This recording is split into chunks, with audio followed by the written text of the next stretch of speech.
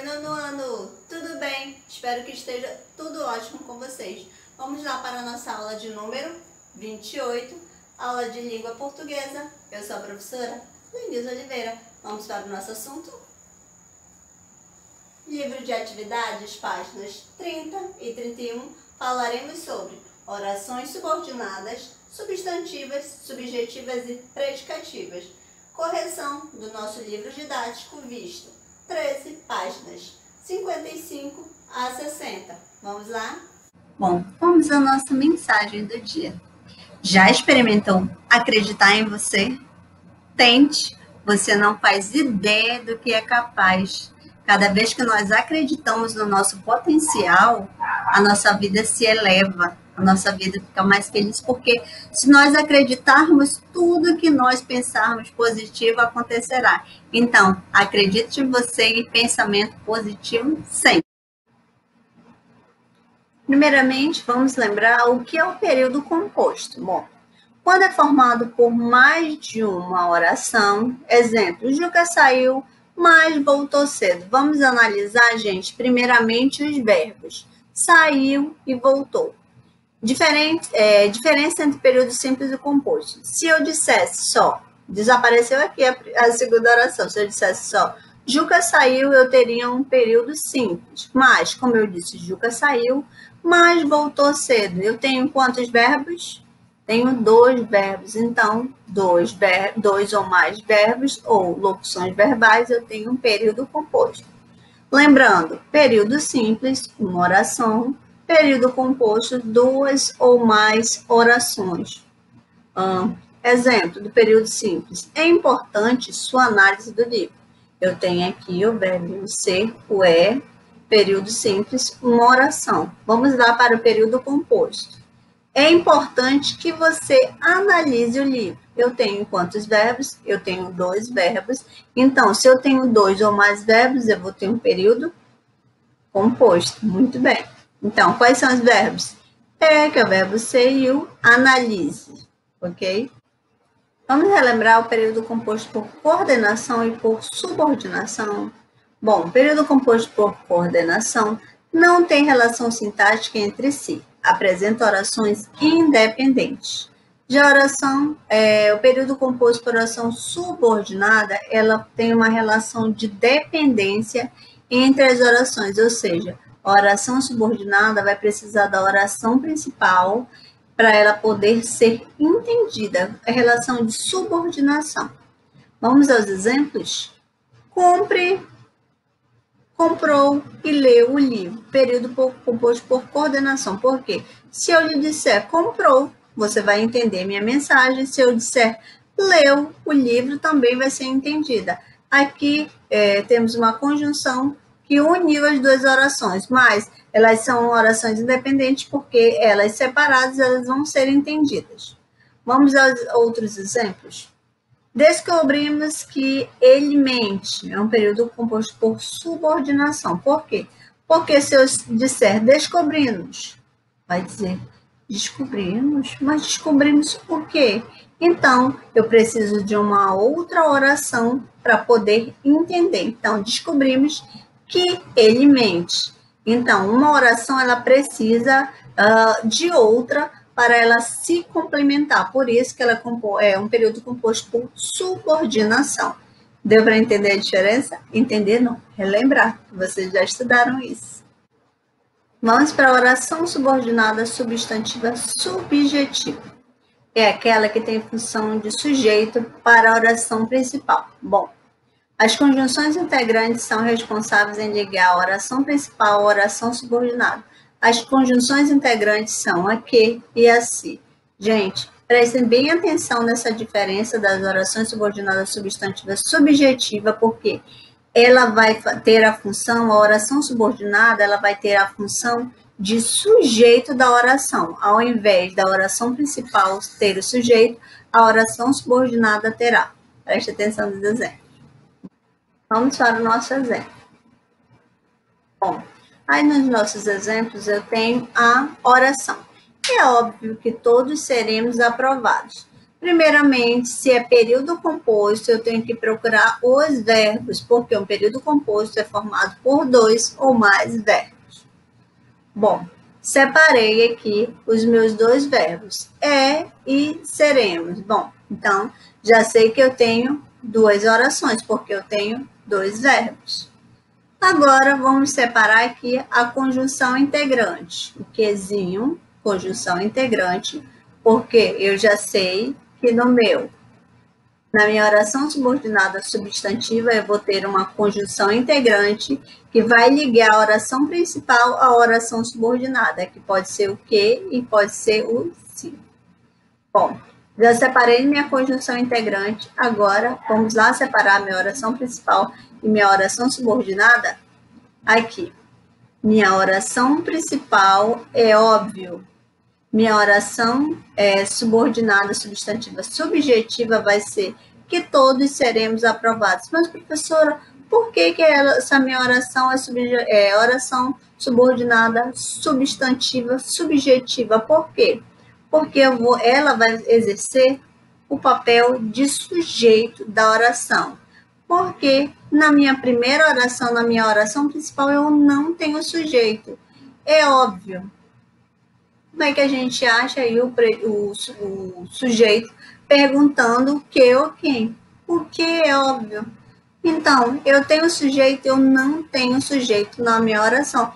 Logo que todos seremos aprovados, vai exercer a função de sujeito da minha oração principal. Se não houver sujeito na minha oração principal, logo a minha oração subordinada subjetiva vai exercer a função de sujeito da oração, então logo ela será o meu sujeito, porque na minha oração principal eu não tenho sujeito. Observe sempre a conjunção integrante. Vamos para mais um exemplo. Bom, primeiramente eu tenho que verificar se a minha oração é do período composto. Vou primeiro separar os meus verbos, e o faço. Então, já verifiquei que é período composto, porque eu tenho mais de um verbo, eu tenho 2 verbos, ok. Aí eu tenho o que é a minha conjunção integrante. Já encontrei meus verbos e encontrei minha conjunção integrante. Minha oração principal é necessário. Oração principal. Tem sujeito na minha oração principal? Não. Então, vai ser uma oração restante. O que eles façam o trabalho vai ser a minha oração subordinada substantiva subjetiva, que vai fazer a função de sujeito da minha oração. Por quê? Porque a minha oração principal não tem sujeito. Se não há sujeito na minha oração principal, automaticamente a minha oração subordinada vai exercer o papel de sujeito da minha oração.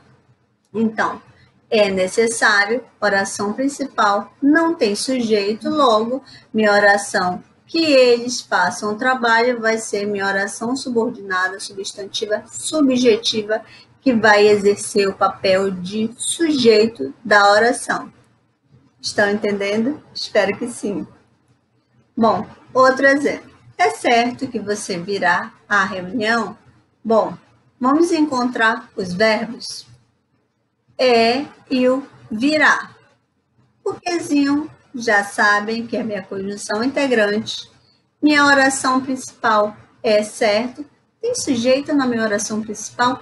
Não. Então, quem vai ser aí a oração que vai fazer o papel de sujeito? Muito bem. Que você virá à reunião, vai exercer o papel de sujeito da oração, então minha oração subordinada substantiva subjetiva vai exercer esse papel, ok? Vamos agora para as nossas orações subordinadas substantivas predicativas. Bom, eu já aprendi que lá na minha oração subordinada substantiva subjetiva, a minha oração subordinada vai exercer o papel de sujeito da minha oração principal. Agora, a minha oração subordinada substantiva predicativa é aquela que tem função de predicativo para a oração principal. Lembram quando nós estudamos o predicativo do sujeito? Ele vem o verbo de ligação e mais o predicativo, que é uma característica do sujeito. Vamos agora ver os exemplos da nossa oração subordinada substantiva predicativa. Vamos lá? A certeza que você virá. Vamos lá. Eu tenho dois verbos, eu tenho o e tenho o virá. Já sei que é período composto. Vamos separar nossa oração principal da nossa oração subordinada? Bom, a certeza é minha oração principal, que você virá. Observem que na oração, nas orações subordinadas, substantivas, subjetivas, nós não tínhamos sujeito na nossa oração principal. Nós tínhamos o sujeito na nossa oração subordinada, na realidade, que exercia a função de sujeito da oração principal, porque na oração principal não havia sujeito. Mas, ao contrário, a nossa oração subordinada substantiva predicativa, o sujeito já aparece no início, na nossa oração principal. A certeza é. Então, nossa oração principal e nossa oração subordinada substantiva predicativa é que você virá. Quero que vocês observem esse pequeno aí, macetezinho, pequeno lembrete para vocês que eu é o meu verbo de ligação, que é da oração principal, e eu também tenho uma conjunção integrante. Todas as vezes que vocês virem um verbo de ligação próximo, coladinho ali, best friend, da conjunção integrante, eu vou ter uma oração subordinada substantiva predicativa. Eu vou ter, o meu sujeito vai estar na oração principal, mas eu vou ter um diferencial, que é o meu verbo de ligação, mais a minha conjunção integrante. A diferença, notaram aí a diferença? Essa aqui, o sujeito, na oração subordinada substantiva predicativa, o meu sujeito vem no lugar certo, que é na minha oração principal. O diferencial é que eu tenho verbo de ligação e tenho uma conjunção integrante. Vamos lá para outro exemplo. Meu medo é que você não volte. Na oração principal eu tenho o verbo de ligação. Qual a oração principal? Meu medo é. Oração principal. Minha oração subordinada substantiva predicativa, que você não volte. Olha, eu tenho verbo de ligação e tenho aqui uma conjunção integrante. Então, ela é subordinada substantiva predicativa. Próximo exemplo. Nosso maior desejo é que todos sejam aprovados. Qual a nossa oração principal? Nosso maior desejo é. Nossa oração subordinada é que todos sejam aprovados. Na minha oração principal, eu tenho o nosso desejo, nosso maior desejo é nosso sujeito, e o restante da nossa oração, que todos sejam aprovados. Na nossa oração principal, o verbo de ligação é, e a conjunção integrante na nossa oração subordinada substantiva predicativa. Bom, no livro de vocês, no livro didático, na página 42, tem aqui esse lembrete que diz: um período formado por oração principal e oração subordinada substantiva subjetiva apresenta as seguintes características. Oração subordinada vem após a principal. Não pode haver sujeito na oração principal. Não pode haver sinal de pontuação entre as orações. Lembram que nós falamos que na nossa oração principal ela não tem sujeito. Então, logo, a oração subordinada ela exerce o papel de sujeito. Na página 43 do livro didático vem esse seguinte lembrete. Um período formado por oração principal e oração subordinada substantiva predicativa apresenta as seguintes características. O verbo da oração principal deve ser de ligação. O verbo de ligação ela vem na oração principal. Não pode haver predicativo na oração principal. Não pode haver sinal de pontuação entre as orações. Aqui nós temos o importante é a minha oração principal, o meu verbo de ligação está na minha oração principal e que cumpramos a determinação, é a oração predicativa, ok? Ela tem aqui, ó, a conjunção integrante mais o meu verbo de ligação. Agora, vamos praticar com os nossos exercícios.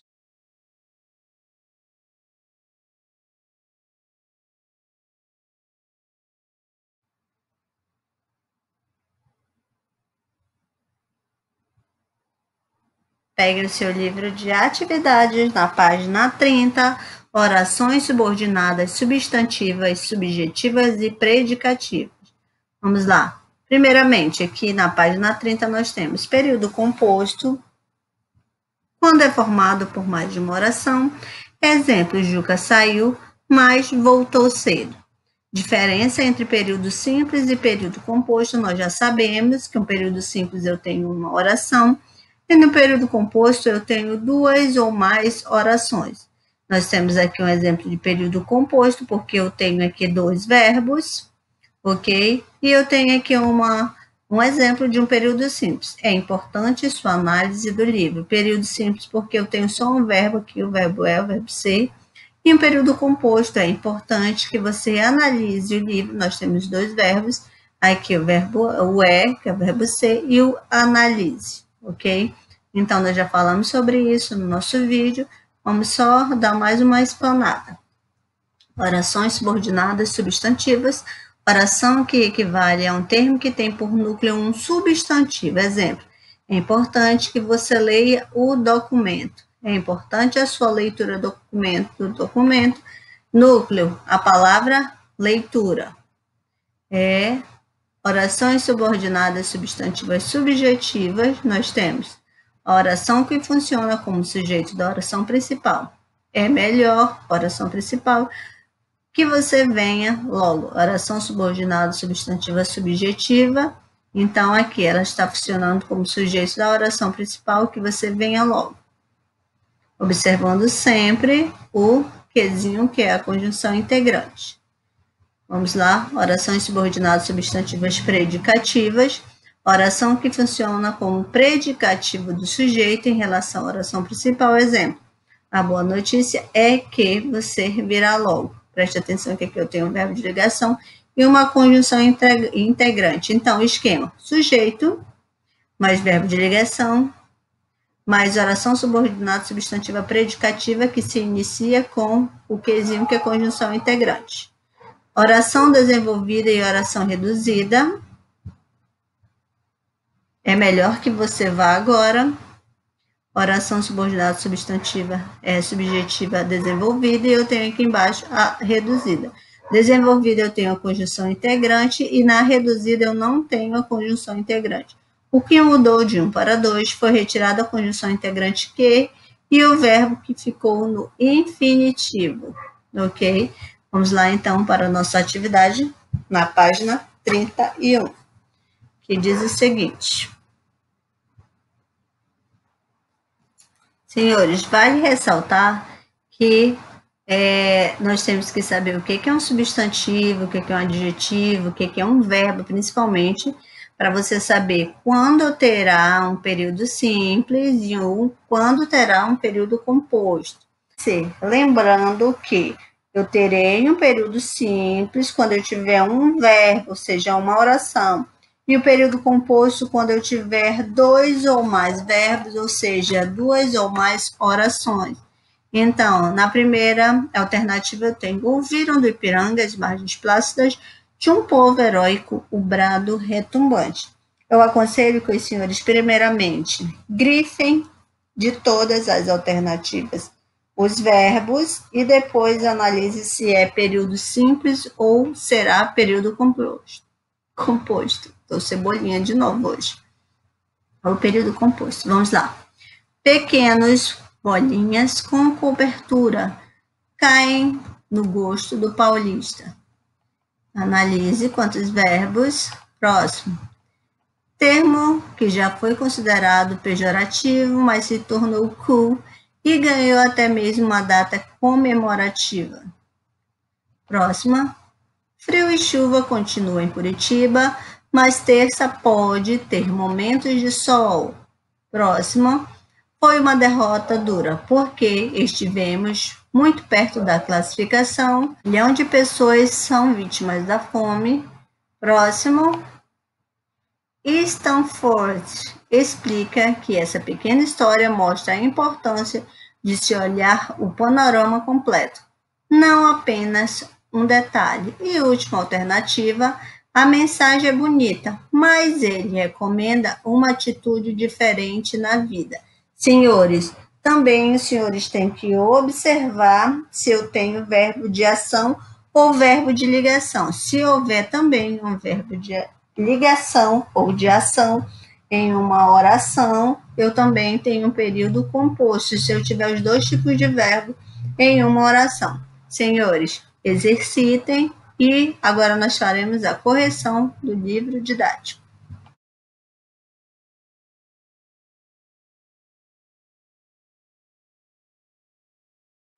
Vamos lá, meus queridos, para a correção do nosso visto de número 13, páginas 55 a 60. Bom, a vida reventada nos romances. Nós temos aqui, a literatura é isso. Ela é esse mecanismo em que você sai do seu mundo, seja ele rico, pobre, amplo e estreito, para conhecer um outro mundo e viver uma experiência notável dentro dele. E, ao viver dentro daquele mundo, você está se reinventando, não somente na condição de leitor, mas também na condição de sujeito, ou seja, a literatura, ela é reinvenção de mundos, que você pode fugir até ali, muitas vezes, da realidade, e reinventar mundos para ser bem mais feliz. Não fugindo da realidade, gente, claro, mas só para ter um ar diferente. Vamos lá para a página 56. Página 56, nós falamos aí do gênero textual romance. Nós vimos a aula sobre esse gênero textual, então vamos lá. A fresta aberta pela imagem, nesse caso, a ilustração torna-se, portanto, uma brecha para viver experiências sensoriais imaginativas, desafiadoras, estéticas e de total fruição. Nós vimos aí o romance de Max e os Felinos e também sobre o romance aí O Velho e o Mar. Então vamos falando aqui um pouquinho, nós falamos um pouquinho da não leitura. Não é a ausência da leitura, ela é uma verdadeira atividade que consiste em se organizar em relação à imersão de livros, a fim de não se deixar submergir por eles. Por causa disso, ela merece ser defendida e até ensinada. Então, na primeira questão estava espiando pela frecha das capas dos romances O Velho e o Mar e Max e os Felinos, o que você pode entrever? Ou seja, o que você pode ali observar a diferença entre os dois, lembrando que essas respostas são respostas pessoais, porque quem vai fazer a interpretação das imagens serão os senhores. Então, você aproveitou para responder. Segunda, você conhece a história dos romances O Velho Mar e Max e os Felinos? É possível falar de um livro que não lemos? Como funciona a não leitura literária? Você tem um palpite? Bom, nós temos aqui uma sugestão de resposta que diz: o sentido da expressão um clássico na literatura, especialmente a bela frase de Ítalo Calvino, um clássico é uma obra que pertence à categoria da obra de arte. Sempre se renova, sempre tem muito a revelar, porque seus significados parecem ali ser infinitos. Por quê, gente? Porque cada um acaba interpretando de sua maneira. Então, sugestão de respostas aí para os senhores.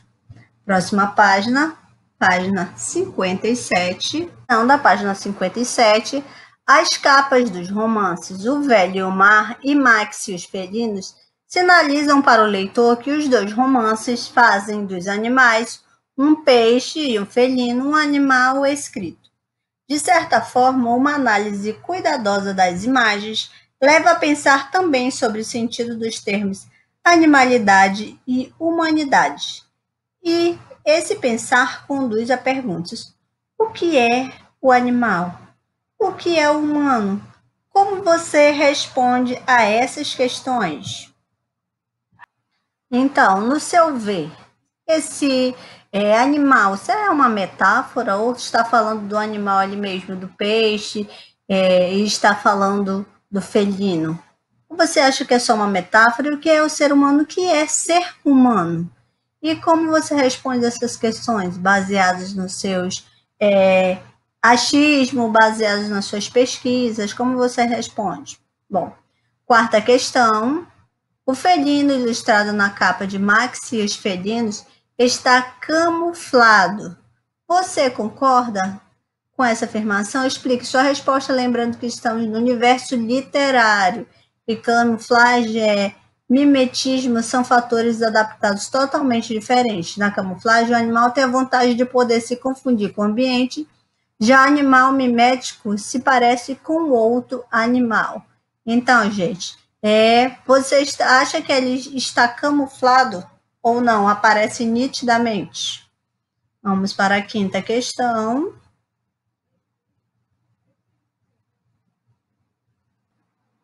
Questão 5.